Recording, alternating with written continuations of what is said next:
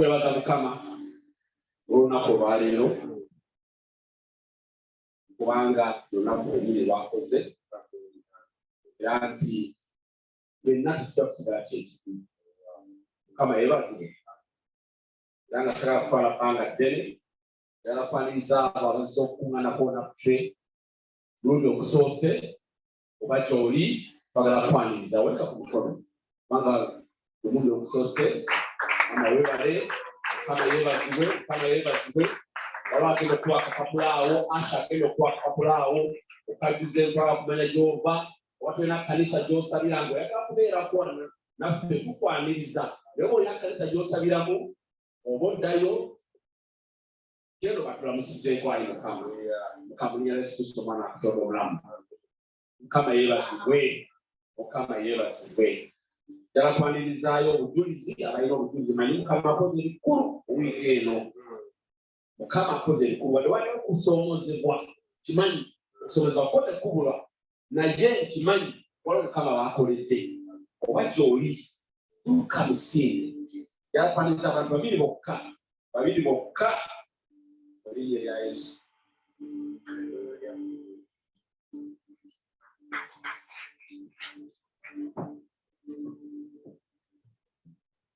Aboluganda Mukama yeebazibwe. Aboluganda Mukama yeebazibwe. Amannya gange bayita Mukyala Senoga Patience, omubuulizi w'enjiri. Ndi wano okuweera Mukama obujulizi. Buno obujulizi bwempa. Waliwo olunaku lwe nakwata n'emyenda emulaga okusabira abalwadde. Kubanga Mukama yakiteeka ku mutima gwange. Naye waliwo omukyala omu gwe yansisinkanya ng'alina omwana ow'obulenzi. Ndoze myezi ng'ebiri n'ekitundu nga bamuyita Baby Alfred nga ekizibu ky'alina ng'alina asima. Ne mugamba omanyi Rosemary leka tutandikire mu kulokoka. Ne mubulira enjiri n'alokoka. N'agamba omanyi mami nange nkirina n'omuwala wange omulala Shalom akirina. N'ono Baby nduwa n'emulago olwa asima. Naye Mukama mwebaza. Abantu bano Katonda bw'abateeka mu bulamu bwange ngenda nga mbagoberera paka. Nembeera mu kwegayirira paka nenkabirira Mukama. Kati wiiki eno mbadde era nga nkuba amasimu nti bannange mutuuseewa. Rosemary n'agamba mani Alfred Katonda atujja awali. Bannange ne neebaza Mukama. Mukama bande mumukulire muwange. N'agamba Alfred amujja awali ne mubuuza ate Shalom. N'agamba Shalom eno holiday yonna ganafuata. Ne mubuuza ate gwe Rosemary ate gwe oli otya. N'agamba mami omanyi siri buntu. Bannange ne neebaza Mukama. Mulimu amaanyi okwegayirira bannange. Yonna gye tubeera tusere nga twegayirira olw'abaana ba Katonda. Mukama yeebazibwe. Kale ne mpulira nga eno wiiki Mukama yansanyusiza. Bali wala naye tuli olwo. Mugenda balaba mu kkanisa muno bangi abaddeyo Katonda bakozeemu omulimu. Bajja kujja babawo obujulizi. Kale ekyo n'ekitiibwa neebaza Mukama olwa Alfred. Lwaki obujulizi n'omuwadde ng'ate sinza olina okubuwa. Okubikulira 12:11 nti mulimu amaanyi twamuwangula olw'obujulizi n'olw'omusaayi gwa Yesu. Kati nze nga ndi wano mpa obujulizi obwa Alfred. eri yonna gyali ayongera kukola ki okusumululwa nakuwangula azima mu linnya lya Yesu. Amina.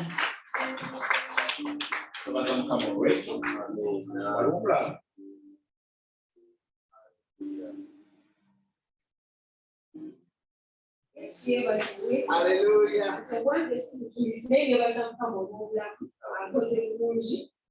Mbadde wali ng'abaana bano basinza kigambo kino ekyetomera nkiyimba kife bwe tuyimba muwulira ennyimba eziri eyo abantu bagamba ana ebintu biri waggulu kati kambabuulire Katonda waffe ye muyisa w'ebintu byonna. Kino kye kiseera abalokole kye tulina okutumbira mu bbanga nga ffe tetugenda kuyimba bimba lwansi. Era nkiwulidde nga ndi wali tesijja kuyimba bimba lwansi. Tetugenda gamba nti abaana baffe bawuliddwa fiizi simanyi sukaali aline mugenda kunywa sukaali mujja kunaaba sabbuuni ne bwanaabina n'agenda ku mitwalo eki. Katonda waffe agenda kubeera nti ye Katonda. Ebiseera bye tulimu abantu batakutaba kwogolye ku mayumba gaffe tuna ino mubadde mujja nga tubagamba nti Katonda balokoke oba tebaagala oba baagala bajja kulokoka kuba ffe Katonda yagenda otulabira. Temuyimba nnyimba za nsi nti tetulina ani Abaganda omuyisa w'ebintu byonna atuula mu butaggwaawo ne butalikoma. Katonda omulamu ye Katonda waffe kati mutumbire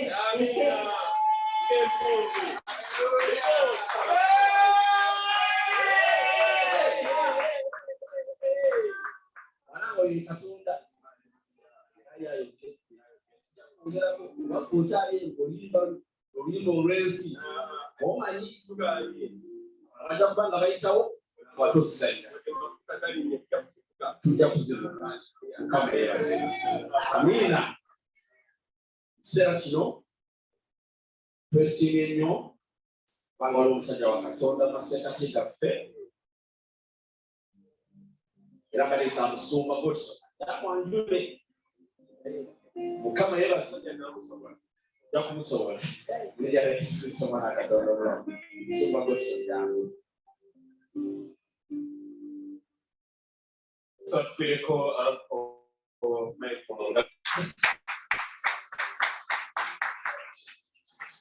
yakusaba nate wendiza kulinaanye mukono gwa John gwa kkono mu maaso w'emabega Omugama Oluganda tusinye okulaba webale nnyo okujja mu kkanisa ya Mukama era musabe akole ku Bayibuli ye gamba mulokole era kulaba ku Bayibuli yo. Tukoze bulungi. Njagala okubuuza ekibuuzo kyokka eryokuffe abaakalokoka ng'oli mu saavisi eno nga basa olwaleero olokoka guno omwezi ogwedde ogwa Maaci awo April eryo yakalokoka tebalina bakujja bajja kuba bajja kale kakati ng'ekkanisa tusaba kwebaza Mukama nti nno atwadde ekisa kye tugenda mu maaso okubuulira enjiri tugenda mu maaso okufuna omulimu gwa Katonda tugenda mu maaso okutambuza kubanga Yesu anaatera okudda gamba nti amiina. Kati tulina okujja mu kkanisa okusoma Bayibuli okusaba okusiiba tubikola kubanga Katonda kitaffe anaatera okudda. Era ffe ng'ekkanisa tukkiriza nti nno Mukama tayita musumba yekka okubuulira enjiri naye tulidde Precious agambye ne mubuulisi wa njiri gamba nti amiina. Buuza niba wegwe Mukama gwita kukola ki? Oli muyimbi, oli nnabbi, babuuze temutubye mubuuze nabbi. Bwe kiki olina okukola mu kkanisa? Kale kakati tulina omukisa munene nnyo olwaleero nga omu ku ffe abakulembeze mu kkanisa muno omukadde w'ekkanisa agenda okutubuulira enjiri. Ate kati nze ng'omusumba kiba kinyamba nnyo kubanga awo abantu n'obaba bayimuka ne tumukira wamu ffenna mulimu gwa Katonda gamba nti amiina. Gamba nti amiina. Omulimu essanji atwalira saagibuulira omuganda waffe Joseph yabuulira enjiri olunaku olwo tugamba netubeera ekkanisa tesiina kola n'akireeta netugenda mu maaso wa mugamba nti amiina. Kale gatta engalo zo Wanilize omukadde w'ekkanisa Sam Bagonza. Hallelujah.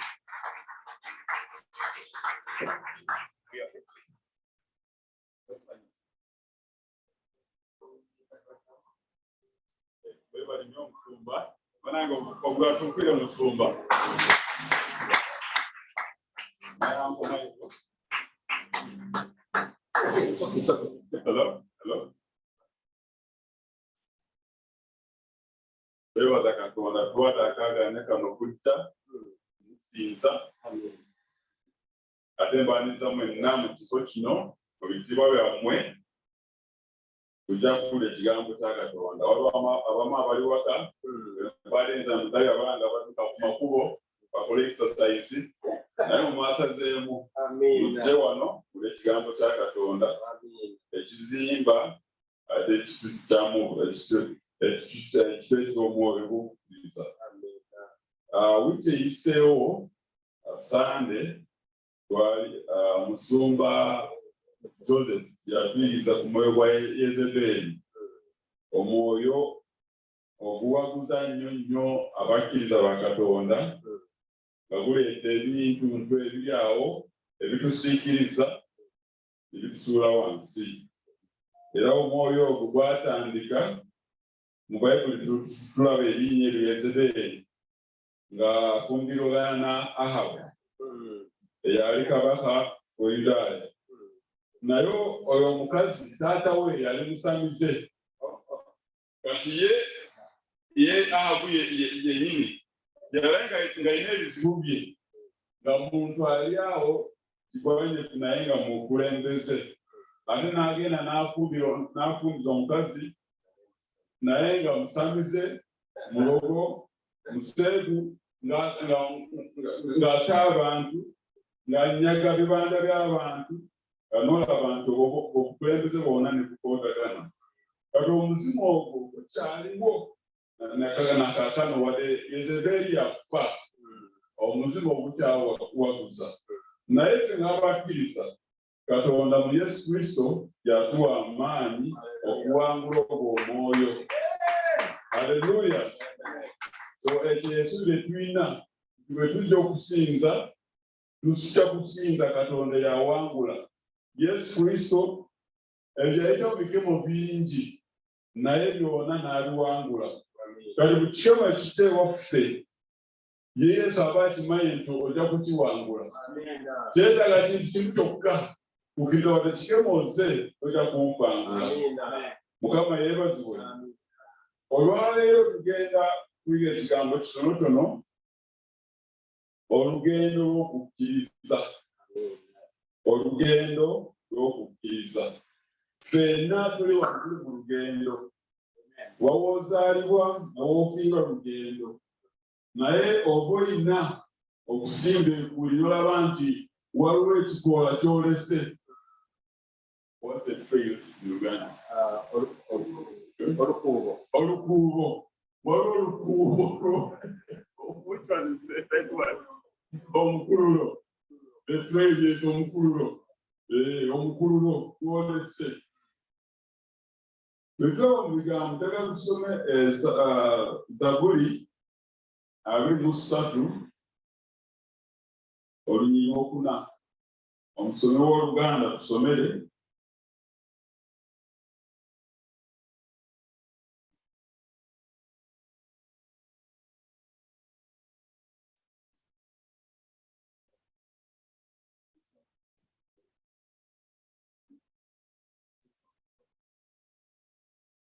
Zabuli 23 n'olunyiriri 4. Era newankubadde Zabuli 23 olunyiriri 4. Era newankubadde nga ntambulira mu kiwonvu ekyekiziikirize eky'olumbe siritya kabi konna kubanga ggwe oli nange oluga n'omugogo ebinsanyusa. Oluga n'omugo gwa Katonda ebitusanyusa. Mu luno olugendo tulina bintu bingi ebyagala kutukootanya ebituyigiriza ebitunyigiriza naye tulaba nti wano bw'oba otambula wadde nga waliwo ekizikiza ky'okufa kasi oba olina okukkiriza oba olina essuubi ly'obuwanguzi essuubi bwe likugwamu awo guno omwoyo gwa Yezeberi naye wafunira amaanyi okukutwala kayambirigo. Olwaleero omukusoma kuno tugenda kuyiga olugendo kyekiki, okukkiriza kyekiki, ekintu eky'amaanyi eky'olugendo luno olw'okukkiriza. Tuddemu tulabe ku ebyo ebimu abo abamu abatambula luno olugendo, naye biki ebizibu ebirimu mu kutambula luno olugendo, naate tuganyulwa tutya mu lugendo luno. Awo tuwunzike nga tumaliriza.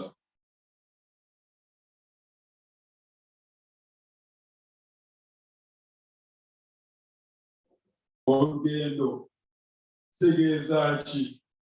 Olugendo kitegeeza nti olina w'ova ne gy'ogenda, olina w'otandikira n'ow'omaliriza. Oyinza okuba ng'otomanyi byonna ebiri mu lugendo olwo, ekkubo ly'ogenda kuyitamu, oba tomanyi nti wano waliwo koona, wano waliwo omugga, wano waliwo oluzzi, oba wano waliwo ekibira, naye otandika butandisi ng'omanyi nti nva wano ngenda Wakiso, n'otandika kutambula.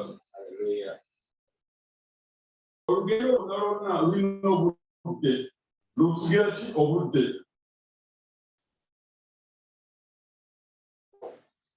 Naffe abakkiriza olugendo lwaffe olw'okukkiriza lutandikira olunaku lw'olokokamu, olwo olunaku lw'oyatula nti kati nze nzikiriza Yesu Kristo ng'Katonda wange, ng'omulokozi wange. Awo olugendo luba lutandise, ne tulutambula kutuuka bwe tufiira, oba abaliba nga bali balamu Katonda Yesu Kristo bw'alikomawo n'abatwala. Kati oluno olugendo lulingalire generation emu ekwasa kati ku generation endala.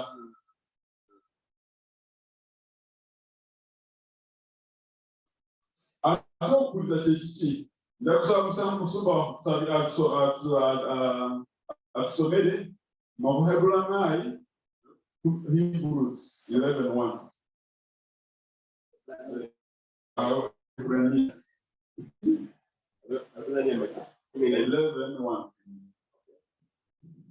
Abebulaniya essula 11 olunyiriri olusookera ddala. Okukkiriza tekinyweza ebisuubirwa. Tekinyweza ki? Ebisuubirwa. Oba olina okuba ng'olina essuubi, okukkiriza ne kukunyweza. Tekitegeereza ddala ebigambo ebitalabika. Waliwo ebintu ebitalabika, essuubi toyinza okulikwata. N'oba okwagako naye okukkiriza kwe kuleetera ekikyosuubira ne kirabika mu maaso. Obaadde osuubira kuzimba ennyumba tolina puloti, naye Katonda n'akuwa ki ekifaananyi nti ojja kuzimba ennyumba, nti ojja kuvuga motoka, nti abaana bajja kusoma, naye ku akawunti nga ekkanti bw'olaba ku akawunti wali ssente. Oluusi tulina n'akawunti bw'olaba w'otereka ssente, oluusi waliyo ebinusu. Kati bw'olaba ebinusu bino abaana banasomera kuno ebinusu, naye bw'oba olina okukkiriza, oba olina essuubi nti abaana bajja kusoma, okukkiriza ne kunyweza nti ebinusu bino Katonda ajja kufuna engeri gy'abikuzaamu, ajja kufulawo oluggi, ssente zijje, awabadde ebinusu wabeerewo ssente engalo. Haleluya, haleluya. Olunyiriri olwokubiri, kubanga abakadde bategerezebwa mu kwo. Kasome Mataayo 17:2. Mataayo 17:2. Mataayo 17 olunyuma 20 lugamba bwe luti n'abagamba nti olw'okukkiriza kwammwe okuba okutono ennyo kubanga ddala mbagamba nti singa mulina okukkiriza okwenkana nga kaweke akatini akakaladaali bwe muligamba nti olusozi luno vaawo wano genda wali kale luligenda singa tewali kigambo kyemutayinza. Amina. Ani ali alabeko ensigo ya kalituusi? Now I'm saying the eucalyptus tree.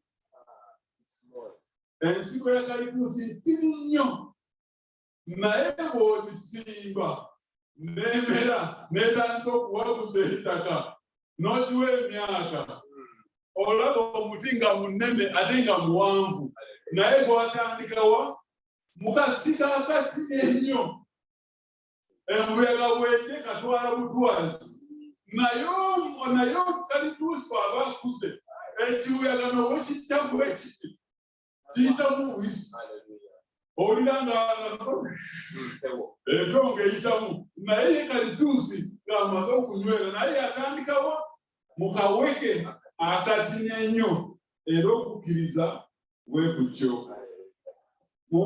Mu dictionary y'Abagospel yegamba okukkiriza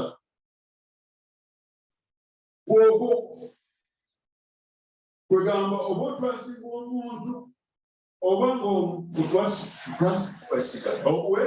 okwesigira ddala omuntu oba okwesiga ekintu nga tuwali kubuusabuusa n'owesigira omuntu ddala kyono bw'aba ng'anga ekigambo ajja kukituukiriza era Katonda bw'atyo ekigambo kye akiyimirirako n'asimba ekkuuli wala ekibuyaga kittamu ekiti kisigala nga kyekigambo alina okulaba nti kireeta ebibala bye Katonda bye yasuubiza. Mukama yeebazibwe. Mu Lulatini kino ekigambo okukkiriza kitegeeza faith. Mu French fiat kwegamba okubeera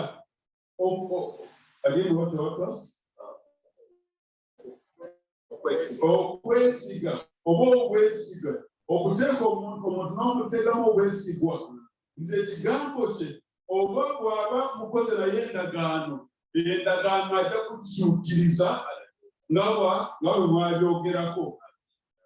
Kati olugendo luno olw'okukkiriza kiki eky'amaanyi nnyo ekirimu? Tusomere Luganda 11:6. Hebrews 11:6. Abaebbulaniya 11:6.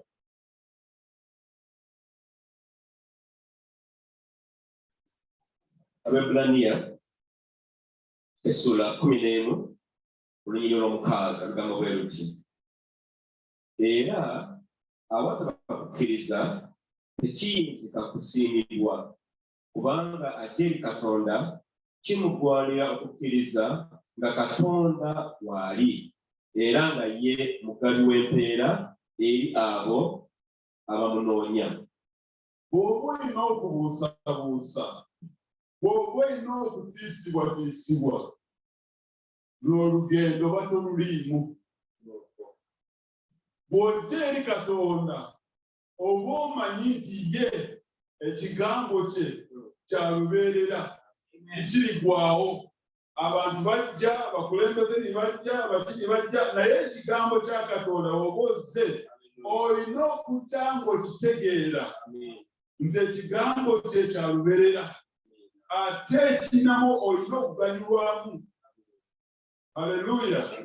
Kati okukkiriza kuno olugendo lw'okukkiriza lw'otugyamu obujja lwe lugendo lw'etandika okutuusa ku kutangira eyaliwo Adamu nga tanaba kukola ki? Kugwa.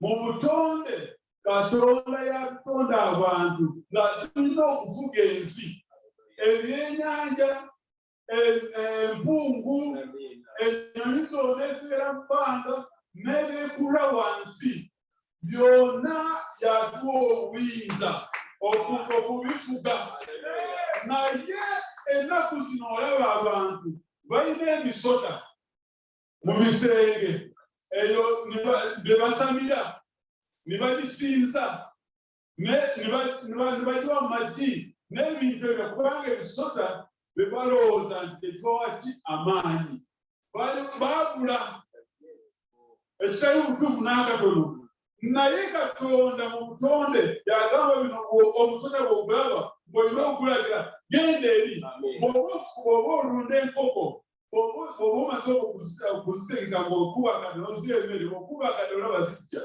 ezimu bw'oba oyogera nazo n'ogamba kulukulukulu olaba nga zijja kubanga zikutegeera oli mukama waazo naye nabino emisota wadde ngo wadde ki batuwa obuyinza Katonda yatuwa obuyinza bw'ogamba ngo tuula wansi yandibadde ng'etuula omusota bweguyagamba gwegenda eri wandibadde nga ogenda naye ffe abantu kuba Adamu bwe yaggwa ne tutandika okusinza bino ebintu ebyo byatuwa tukulembere tubifuge ne tutandika ki okutufuga era ky'osinza kyekikufuga kati n'olugendo olw'okukkiriza tutandika tudde buto okulaba nti tudde mu buno amaanyi ogw'okufuga agatwaweebwa Katonda ng'asazewo okutonda omuntu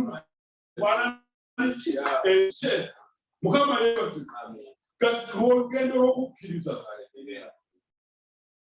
kati Katonda mu magezi ge kubanga ye Katonda amanyi buli kimu bw'olaba ekiseera kye yagambiramu abaana ba Isirayiri okuva ewe Falaawo omwezi ogwo yatandika n'okubagamba ku Pasika Passover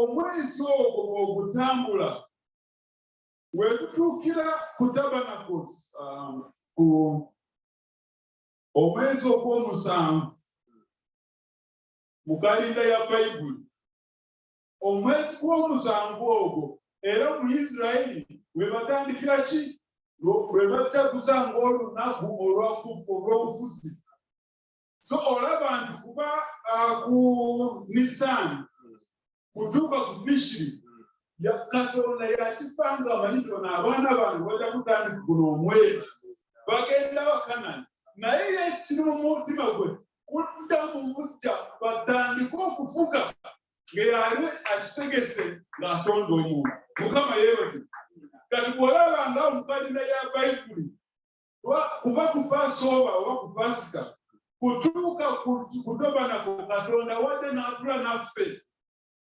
ajja kutula naffe omwezi mu byobuwangwa creation calendar we Katonda we yawangira ensi so what a cycle tutandika wano bujja abaana b'Abayisirayiri bali mu busibe babanyaga ne babakozesa n'abo abamu bwatuli waggulu wabeewakanisa mu nsi batukozesa batuyitiriza batunyaga abamu ne tufiba ebintu ne tufira abaana naye bw'otandika olugendo luno okukkiriza ekiseera kituuka Katonda n'atuula naffe oba tusawo Edeni aleluya lugendo lw'okuddawa Edeni awo wenyini wa Katonda waali era Bayibuli egamba obwo obudde bujja kutuuka Katonda n'ajjamu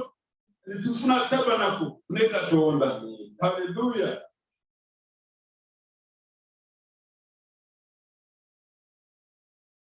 katulabe kwaba abamu abawaguza mu luno olugendo olw'okukkiriza musumba tusomere Hebrews 11:2 Hebrews 11:2 Abebbulaniya 11 olunyi olwokubiri kubanga abakadde bategerezebwa mu kwo. Abakadde bategerezebwa mu kukkiriza. Olwokusatu, olw'okukkiriza, Let's go to 4. Hebrews 4, 11:4. Olw'okukkiriza Abiri yawa Katonda saddaaka esinga obulungi. Saddaaka Abiri yalaba nti Katonda ono ow'omu ggulu talya bikoola, talya doodo, talya ki nakati. Ayagala musaayi n'asala ensolo. Muganda we n'akola ki? Ye n'agenda n'anoga nakati n'ekkobe. N'aleeta saddaaka ewa Katonda. Katonda bwe yabitaka ku minsaani n'alaba Aberi ng'akubidde Kayini wala, kubanga ye omutima gwa Aberi gwali ewa Katonda. Yali ayagala abeere awo Katonda waali. Naye Aberi yakwijalabya n'agenda n'anoga ebikoolakoola. Katonda kale byala. Naye ye Aberi n'agenda n'alonda endiga etalina kikoli, etalina bulamu, etalina bulwadde, n'agireeta n'agisala n'agirongoosa bulungi. Era bwe yatandika okugyokya akawoowo ne katuuka mu ggulu. N'agamba weewaawo mutabani wange wuuyo. Ono yaleeta nakati n'engobe n'akwatibwa obusungu n'anyiiga n'asiika sumbuusa ku matama okukakana. Omutima gwa Yezebeli ne gumuyingira ogw'obutta n'ata muganda we. Naye Aberi nakati ekigambo kye n'ebikola bwe bikyali ki mu Bayibuli ky'obalaba nti tukyamwogerako. Haleluya. Hebrews 11:5. Olw'okukkiriza Enoka yatwalibwa obutaana kufa, n'atalabika kubanga Katonda yamutwala. Kubanga bwe yali nga tannatwalibwa yategeezebwa okusiimibwa kwa Katonda. Amiina. Naye Enoka yasukkumako, yatambula n'Emukama, n'abeera in the presence okubeerawo kwa Katonda, n'abeera mu kisiikirize kya Katonda. Katonda n'atuka ekitala n'alaba ati ono kati ng'engeri n'amutonda mu kifaananyi kyange era alinga nze, ono tajja kulaba kufa, n'amutwala. Haleluya. Kati olaba nti ye Enoka yasukkuluma ku banne. Yasalawo abeere mu kisiikirize kya Katonda ssaawa 24. Katonda bwe yalaba ati ono ng'afaanana nga nze, bwe nkyuka naye atuuka. Omutima gwange n'ogwo gwe gumu, bwe ndooza ekintu kye kyakola.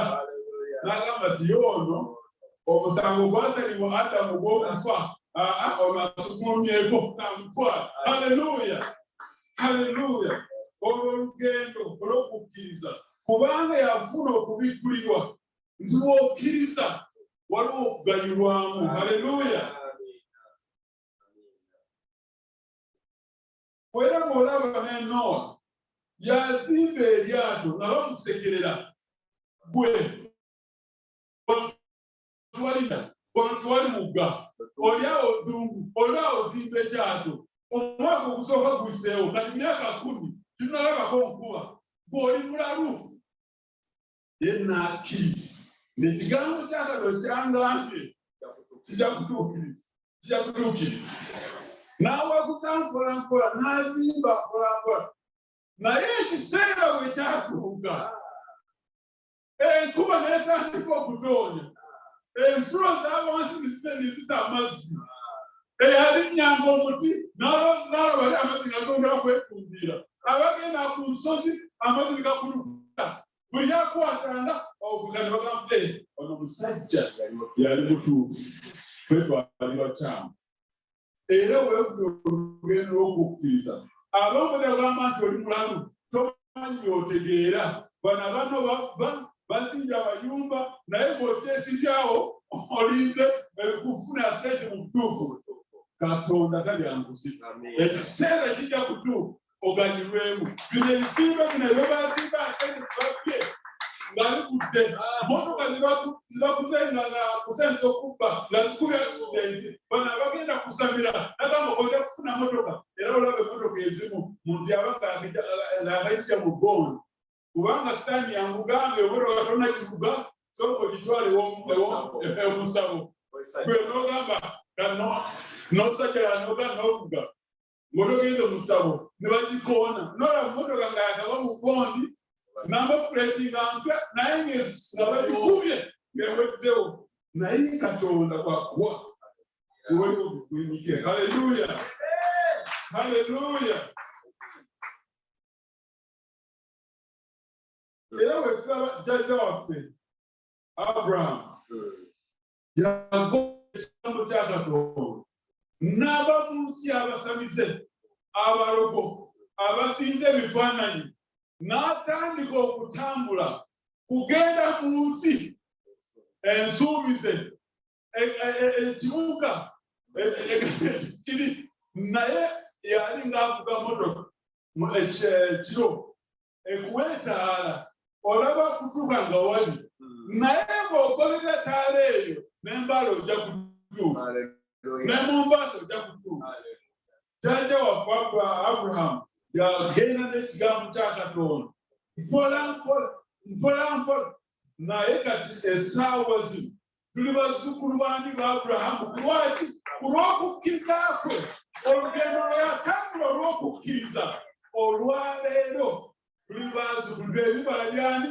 by'okukkiriza kwa jjajja waffe Abrahamu haleluya ne Saara mu bukadde bwe era ng'eyali ng'amanyi nti emyaka giyise tasobola kuzaala era bw'olaba bya sayansi ng'omanya nti fakitole baagigalawo n'ebisumuto ne basuula tolina kyo tasobola okuvamu nakantu naye kukukkiriza olwaleero abazzukulu ba Saara bayitirivu nnyo haleluya haleluya bangi nnyo abaatambula n'olugendo Set, Enos, Metusela, Enoch kutuukira ddala ku Abraham bali bangi abaatambula kuva ku Abraham kutuuka ku Isaac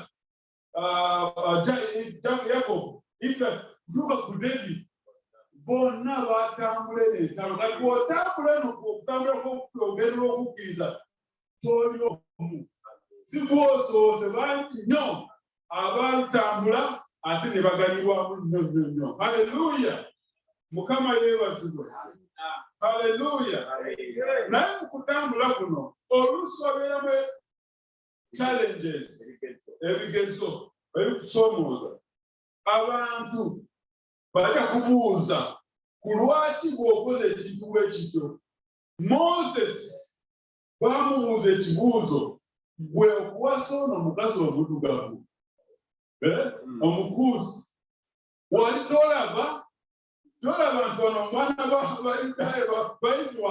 Baisirayiri mulimu abakyala abalungi gwe n'ogenda n'owasa oli omukazi omuddugavu lekadugala naye Moses yanyiini Katonda yennyini eyamukwatira mu kintu Mariyamu n'akwatibwa ebigenge naye ng'omuntu wa Katonda n'amufunira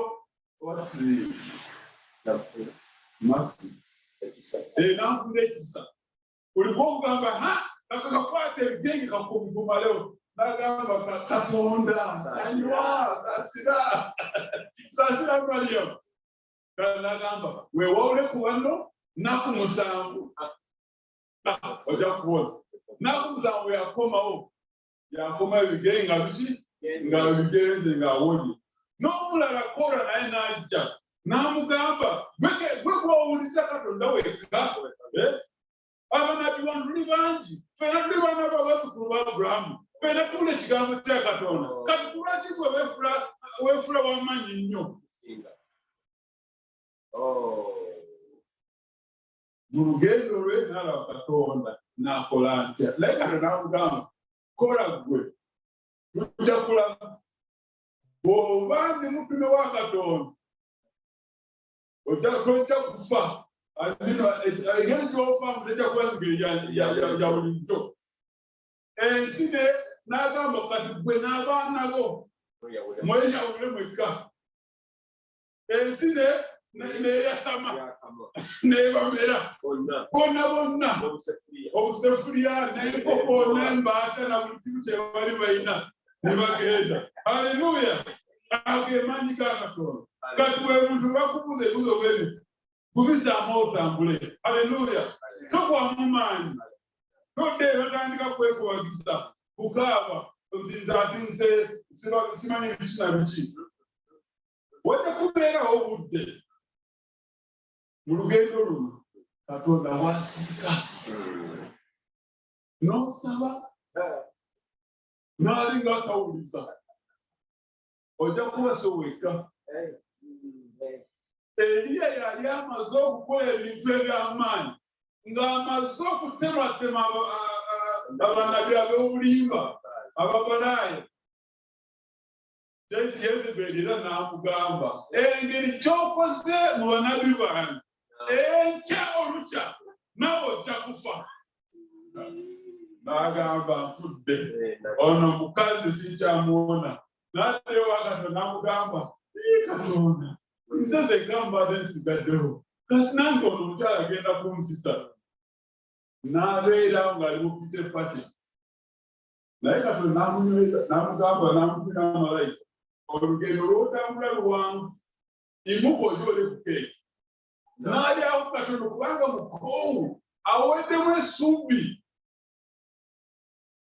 Era malayika n'adda ebyazuku yongera olye kubanga yalekera kumutwala ku kisibo kyanakwabo yalina okwetegeka. Ogwokusa n'addamu olye n'atambula.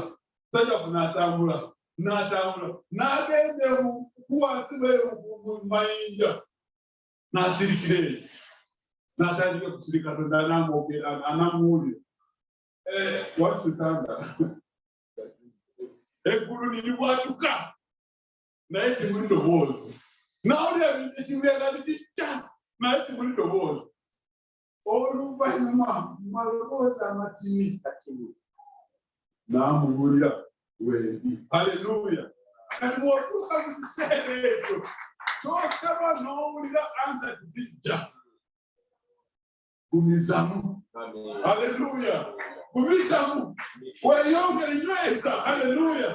Kubanga mu kiseera ekitono ajja kujja akununule. Haleluya!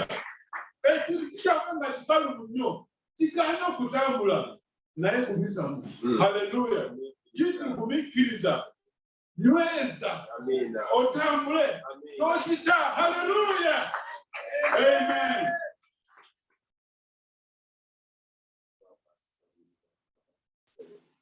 Waliwo abajja kukuvuma. Ojjukira olw'ebiseera abalokole baavumibwanga nti balina amakanisa g'ebiwempe. Bano bakaaba nnyo, bawoogana nnyo, tibalina kye bamanyi. Naye kati amakanisa mangi aga bulooka naye ya bulooka iyo ddala kapito ekyawo mu maaso nakunyeza ejjolo. Haleluya!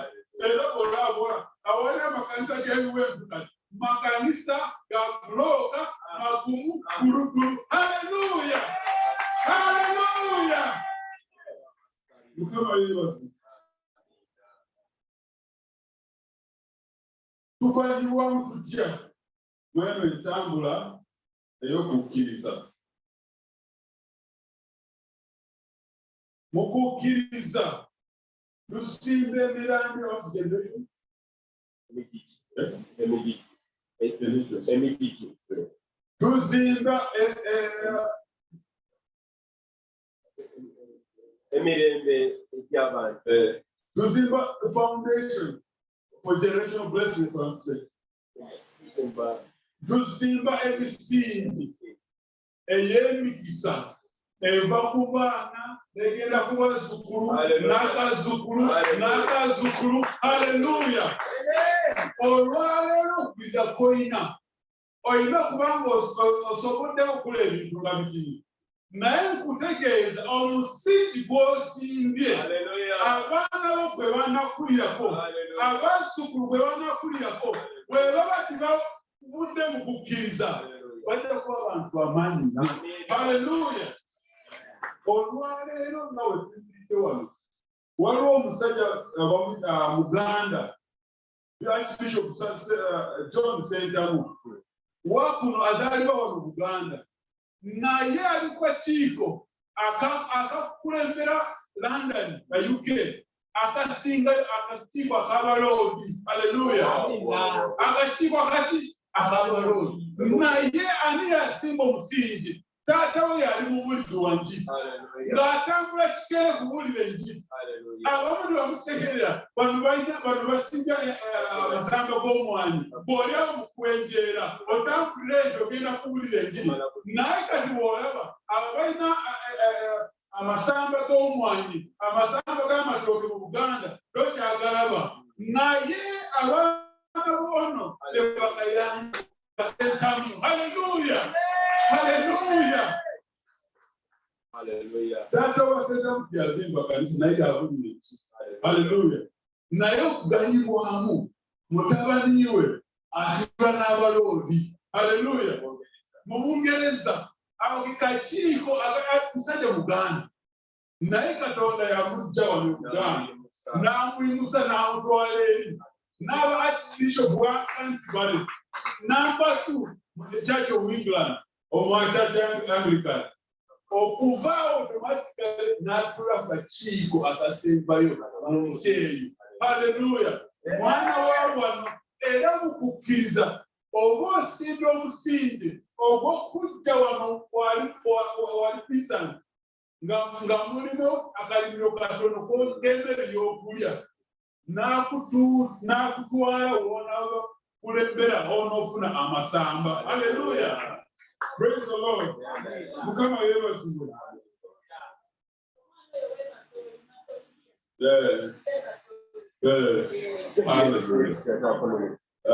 Haleluya.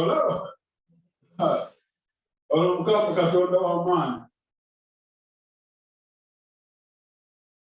Mu kukkiriza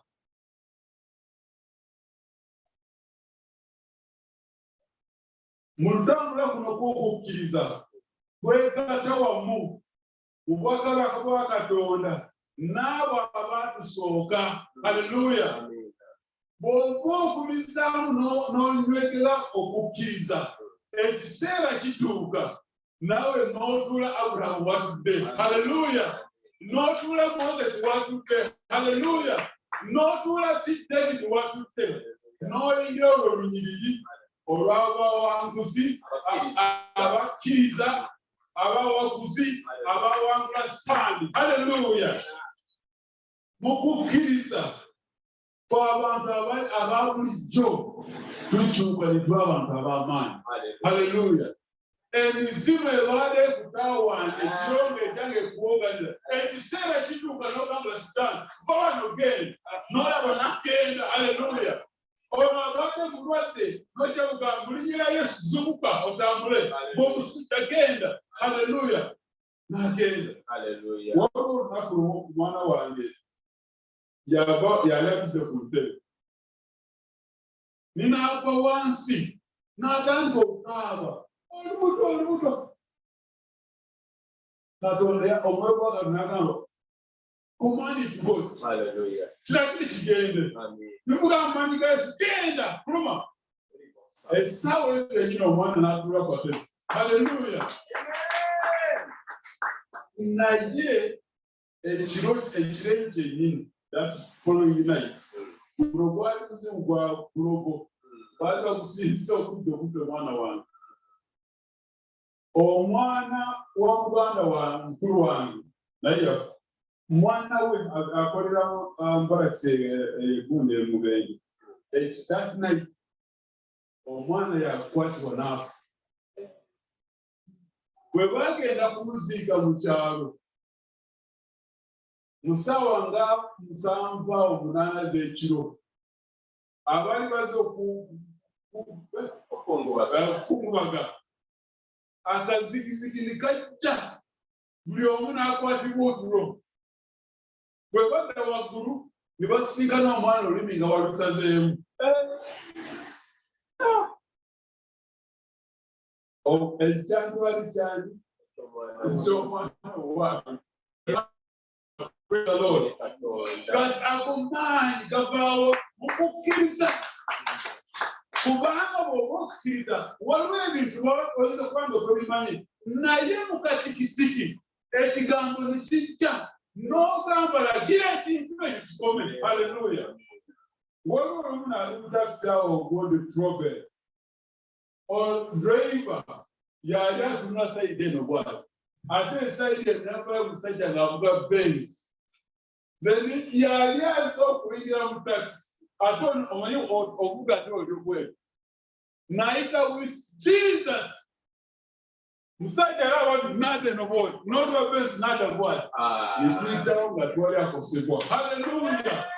Olugendo lwaki lwakukkiriza. Haleluya. Era okukkiriza olutwali tutula n'abakabaka. Haleluya. Olwaleero oyinza kugamba ndi munaku togamba bwotyo wavaayo eri mu nsi z'obunaku ez'obuseegu z'obugwenyufu kati otandise olugendo olw'okukkiriza olw'okutwala mu ndaala kutuuka mu kitundu eky'okufuga. Haleluya. Oli mufuzi ate omufuzi obulungi sono omufuzi anyaga bw'otuula n'abakabaka togendayo kubanga oyagala kulya emmere y'abakabaka nedda oba kubanga Daniel oba Yosefu tulina okulagira bakabaka kabaka oba pulezidenti olina okukola bwoti. Haleluya. Joseph Katonda we yamukyayo eri mu mukomera n'amufuula katikiro yatandika okulagira ni Faraawo. Haleluya. Faraawo balina okukola bwoti n'agoberera. Faraawo n'amugamba bwe kati Yosefu mu nsi eno yonna kujjako entebe n'omukyala wange ebisigadde fuga. Haleluya. Haleluya. Ago ge maanyi agaba ku entambula ey'okukkiriza. Haleluya.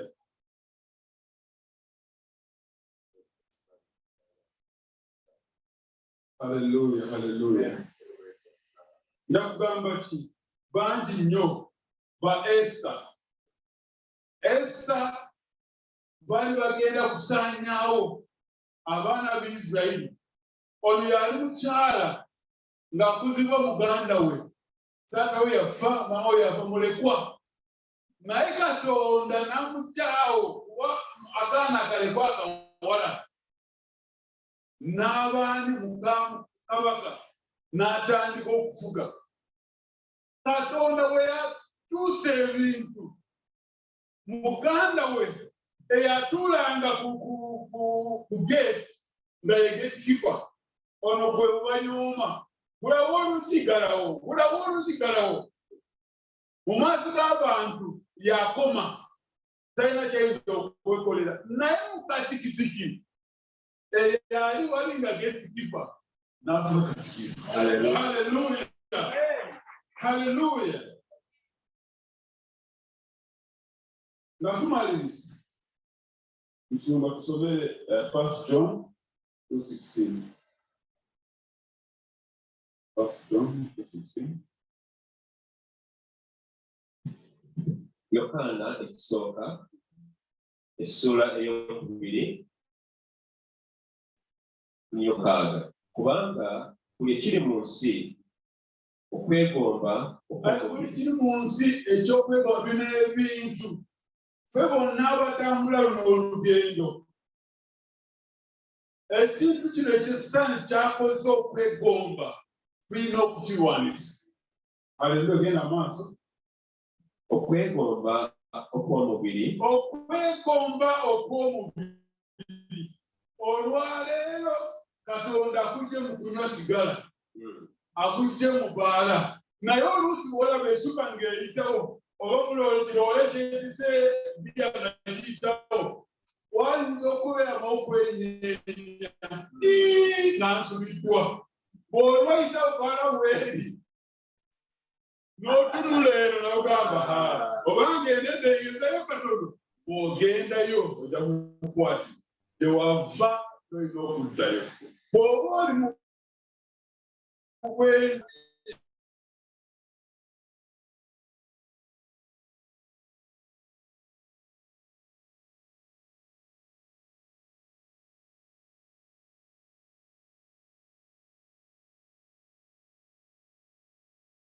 yandibadde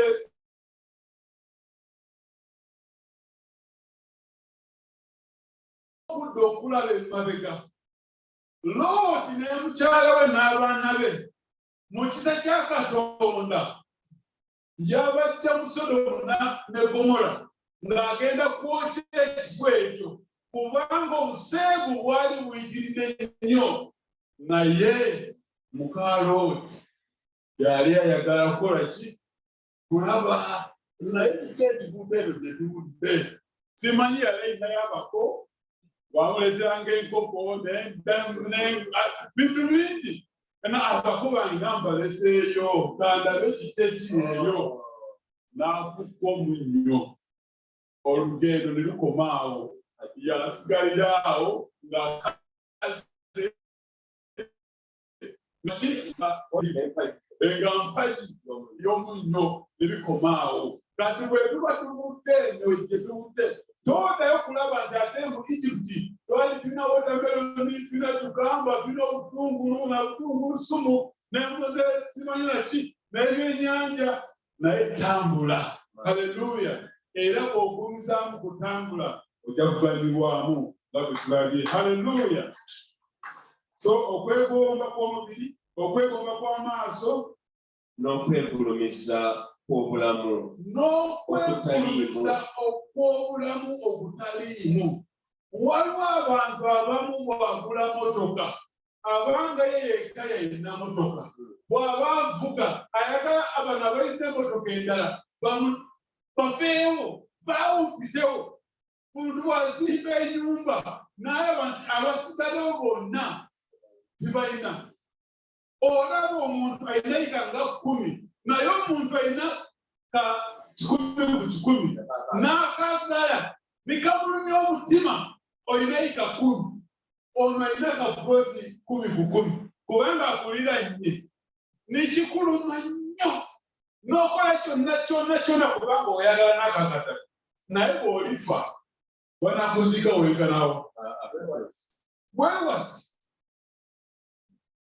ekiri kyokugamba munange akaprojekiti nga katono tutaze okubiziro kankwongereko nawe oweze bwika kati nawe obeere n'oludda olunene oleme okubeera nga oliwo wafunda naye ogala kumugjawo tyobola waliwo abanyaga kubanga ali mu gavumenti alina ekifo kyafunye kati yagala buli ttaka wonna wonna liye anyagaliri naye bw'olifa agona amatako n'agenda nago era ekikolimo kita n'obwekutyo bw'ofa n'ebyo nga bifa naye bw'olina akapuloliko kubanga kaliko kubanga omusingi gwe basimba musingi gwa butuukirivu. Kyobola abantu bangi abalina amataka mangi naye nga baleeta abasamize ku maka ago nembandwa mu maka ago olaba ekizimbe kinene naye nga kifulukwa ku lwaki omusingi gwe oba amaka ago gwali kibi busamize buloko kati nanyi bakago kwa bafa emizimu nesimbe kulu netaka nendiba sesema abantu nola bekizimbe nga kinene mu kyalo ne bagamba oyo ali mulodi w'abantu era betakale yonna byali byabo naye kubo ekisigadde kyekizimbe kyajja waabwe oba kyatata waabwe tiwali kirake bakoze buli bwe bagenda emizimu ebawaguzi naye naabo balina omukisa bwe badde wa Yesu. Haleluya. Bwe baveeyo abajjajja waabwe babugaana batandika entambula empya ku lwazi Yesu Kristo. Emizimu tesobola kubatuukako ebikolimo byajjajja waabwe babikutuse. Haleluya. Ne batandika okusimba omusingi gw'abaana baabwe n'abazzukulu baabwe okutalimu ebikolimo ebivuddeyo emabega. Mukama waffe yeebazibwe. Amiina. Let's read 2 Corinthians.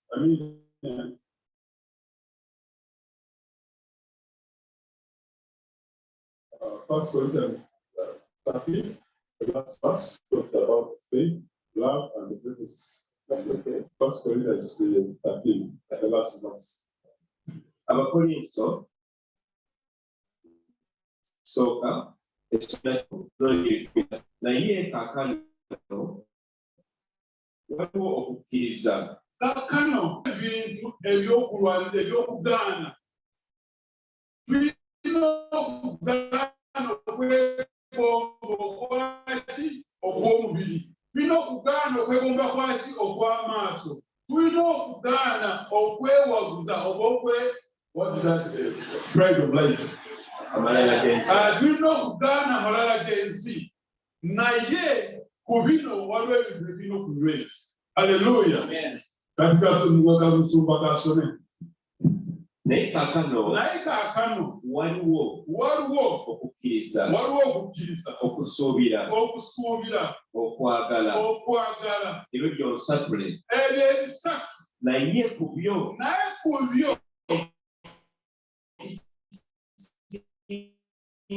haleluya. Wazi vaayo labano omugga obaana ogenda bw'otawakulu nga bwe tulaba Moses yakuba omugga mu mazzi nigeyawula abaana ne bayita ku ttaka. Naye n'obwokola ebyo byonna ng'otolina kwagala timuli. Abazimba ekkanisa balina okugisimba ku musingi gwaki kwagala, era n'okukkiriza okusimbirwa ku musingi gw'okwagala. Ogwo omusingi guba gw'amaanyi nnyo. Haleluya. Ky'oba olaba nti Yesu bwe yali asaba yagamba nti Katonda yamba abayigirizwa be mwagalane. Haleluya. Ekkanisa bwe twagalana wajja kubeerawo enjawulo n'abali bweru. Haleluya. Haleluya.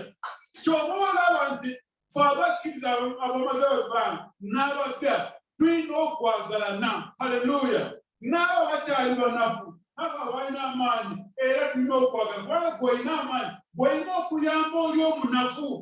Oba omuyambi n'okwagala oba omanyi muganda wange ono ekibi kino kikyamusumbuwa, oluusi alokoka naye wabeerawo akaseera bwatunula eno n'atunula tewali amulaba ng'anywako era akyetaaga okumukwata ku mukono. Haleluya.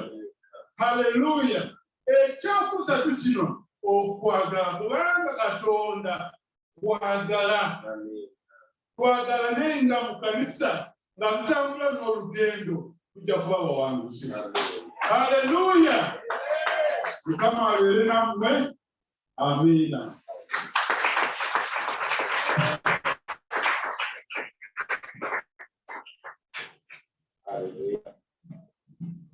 Yeebazibwe. Mukama yeebazibwe. Mumwongere engalo bannange.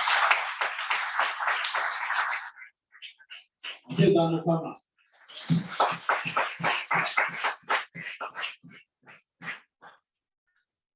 Bannange sijja kwongerako bingi naye ekisinga obukulu n'olugendo lw'okukkiriza buli omu ku ffe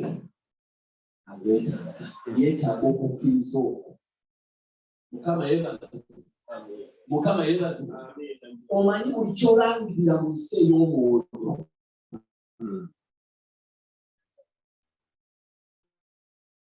kibeera mu buliwo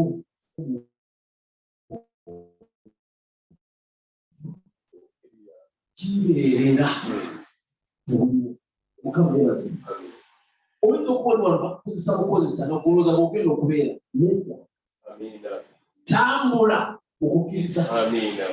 Oyinza okubona bakatono bweka tambula okukkiriza. Mukama ajja kukola ki? Ajja kugaziya. Mukama yeebazibwa.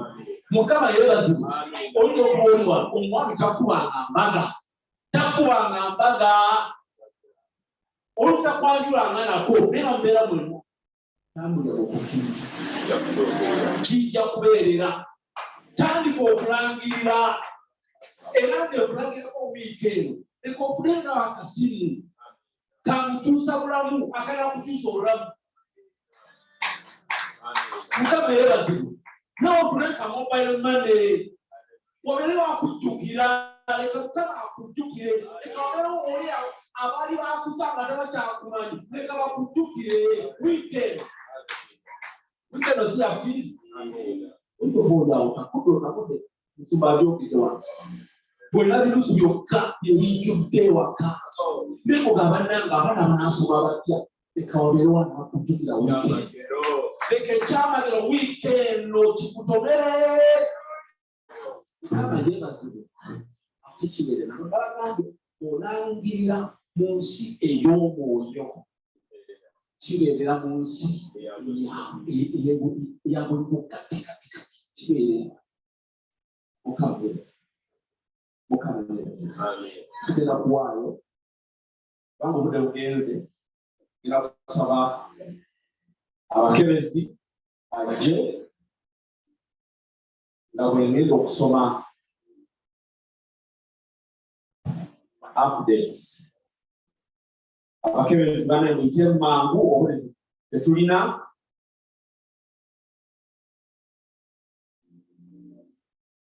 Mukama yeebazibwe. Mukama yeebazibwe. Saba tukwebaza. N'olwekigambo kino tetufunye olunaku olwaleero.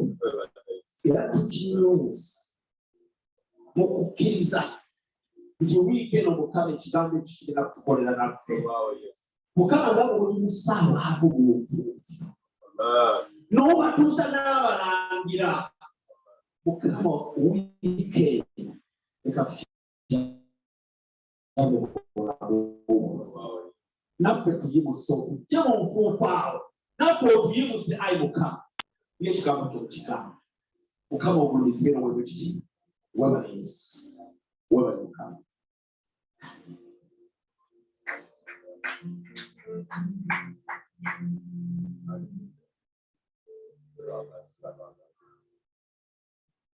Njagala kweyongera okutujjukiza waliwo abaalokoka emyezi n'emyezi emabega. Bane leka tufeeyo nnyo. Leka tufeeyo nnyo okugoberera abantu abo. Bamukyasoma nga baayogedde. Waliwo bagobera akubira akasimu. Bakubira akasimu. Kyonyo ebintu bitambula bitya. Leka tubafolowinga app. Leka oba osobola kubakyanira bakyalire. Oba tosobola kubakyanira wakifuna akasimu. Kuba tuweza dakiika 2 munange oli otya. Bizinesi etambula etya. Abaana bali batya. Omwana ali atyo. Omukyala ali atya. Leka tufube bannange abooluganda tufeeyo nnyo bano abantu baleme kudda wa tubava. Mukama yeebazibwe.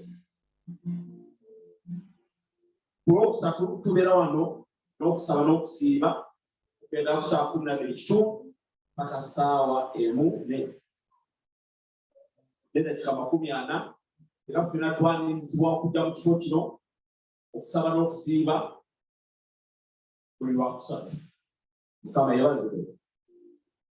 Ate waliwo ne conference egenda okubeerawo nga May 11 mu Hotel Africana nga basasula $9 Waniriza bonna abagala okugerako wewandiise obeera kumanya ebisingawo ojja kuddamu ofisi awo bajja kubikubuulira. Mukama yeebazibwe, Mukama yeebazibwe, Mukama yeebazibwe. Mukama tukwebaza olw'ebiwaayo Mukama tusaba obukozese olw'ekkanisa yo ezi